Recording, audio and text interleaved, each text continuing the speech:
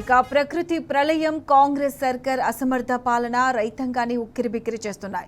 10 ఏళ్ల బీఆర్ఎస్ పాలనలో కంటి నిండా నిద్రపోయిన రైతన్నలు ఇవాళ కంటతడి పెడుతున్నారు. అష్ట కష్టాలు పడి పంట పండిస్తే చివరికి ప్రకృతి ప్రకోపానికి అన్నదాతలు బలైపోయారు. పంట నష్టపరిహారం ఇవ్వడంలో సర్కార్ నిర్లక్ష్యం చేస్తుంది. సర్వే చేసినప్పటికీ ఇప్పటిదాకా పరిహారం మాత్రం అందలేదు.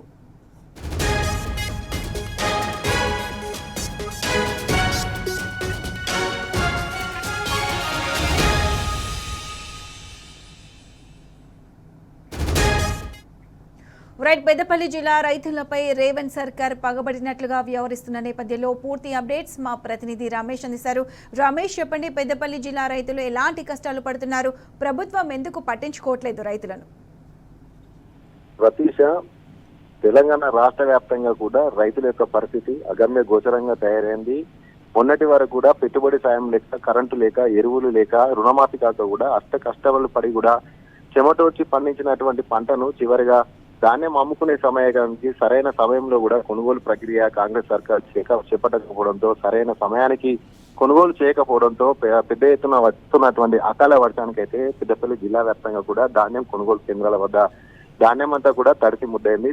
తడిసిన ధాన్యాన్ని చూసి రైతులంతా కూడా కన్నీటి పర్యంతమవుతున్నటువంటి పరిస్థితి అయితే పెద్దపల్లి జిల్లాలో స్పష్టంగా కనిపిస్తుంది. ఎందుకంటే 10 ఏళ్లు సుభిక్షంగా ఉన్నటువంటి తెలంగాణ రైతన్న నేడు కాంగ్రెస్ సర్కార్ హయాంలో కన్నీటి పర్యంతం అవుతున్నారు, కన్నీటి పెట్టుకుంటున్నారు. తమ బాధ ఎవరికి చెప్పుకోవాలో అర్థం కాని పరిస్థితిలో రైతన్న కన్నీటి పర్యమవుతున్నటువంటి పరిస్థితులు అయితే నెలకొన్నాయి. పెద్దపల్లి జిల్లాలో కూడా నిన్న కురిసినటువంటి భారీ ఈదురు గాలితో కూడినటువంటి అకాల వర్షానికి పెద్దపల్లి జిల్లా వ్యాప్తంగా కూడా పెద్ద ఎత్తున కూడా ధాన్యం కొనుగోలు కేంద్రాల వద్ద ఉన్నటువంటి ధాన్యం అంతా కూడా తడిచి ముద్దయింది. పెద్దపల్లి మండలం, ఓదెల మండలం, కాల్వ శ్రీరాంపూర్, ఎలిగేరు, జూలపల్లి, సుల్తానాబాద్, అలాగే మంతిని, ఎగ్లాస్పూర్ ఈ మండలాలన్నింటిలో కూడా ఉన్నటువంటి కొనుగోలు కేంద్రాల వద్ద కూడా వేచి చూస్తున్నటువంటి గత 20 రోజులను కూడా తీసుకొచ్చినటువంటి ధాన్యం అంతా కూడా కొనుగోలు చేయక ఎదురు చూస్తున్న కాలంలో నిన్న పడ్డటువంటి అకాల వర్షానికి మొత్తం కూడా తడిసి ముద్దైన పరిస్థితి నెలకొంది. పెద్దపల్లి వ్యవసాయ మార్కెట్ లో ఉన్నటువంటి ధాన్యం పరిస్థితి మరీ దారుణంగా ఉంది ప్రతీష. ఎందుకంటే ఆ వ్యవసాయ మార్కెట్ లో ఉన్నంత ధాన్యం అంతా కూడా కాలువల్లో పడి కొట్టుకపోయినటువంటి పరిస్థితిని చూసి రైతు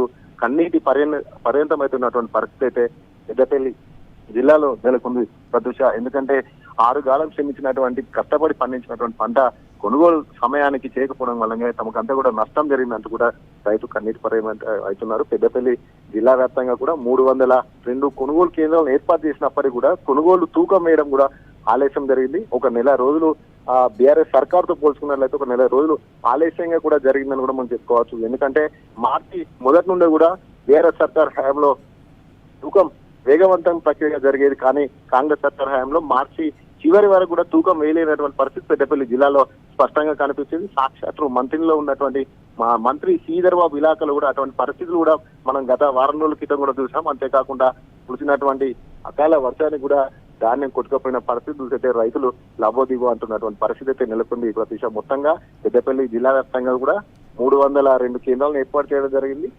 4 లక్షల మెట్రిక్ టన్నుల ధాన్యం వస్తుందని అధికారులు అంచనా వేశారు. కానీ అధికారుల సమన్వయ లోపం కారణంగా, అధికారులు ప్రజాప్రతినిధుల సమన్వయ లోపం కారణంగా రైతు బలైపోయినా కూడా మనం స్పష్టంగా చెప్పచ్చు. Right Ramesh, thanks for the updates.